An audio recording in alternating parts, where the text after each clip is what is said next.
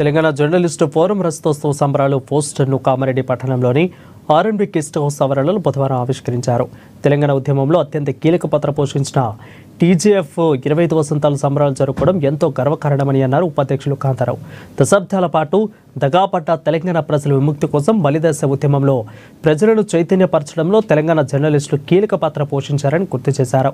ఈ నెల 31న జలవిహార్లో నిర్వహిస్తున్న రజతోత్సవాలకు కామారెడ్డి జిల్లా నుంచి జర్నలిస్టులు పెద్ద ఎత్తున తరలి రావాలని కోరారు.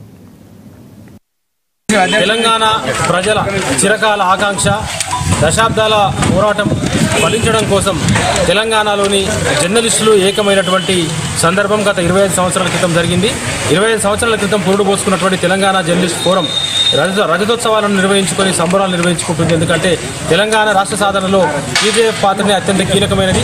అన్ని రాజకీయ పక్షాలను ఏకం చేయడం ఒక వంతు అయితే మిగతా తెలంగాణ వ్యతిరేక శక్తులను కూడగట్టి ఎండగట్టి వాళ్ళ యొక్క కుట్రలను తిప్పికొట్టేటువంటిది తెలంగాణ జర్నలిస్ట్ ఫోరం మాత్రమే. అల్లం నారాయణ గారి నాయకత్వంలో ఆవిర్భవించిన తెలంగాణ జర్నలిస్ట్ ఫోరం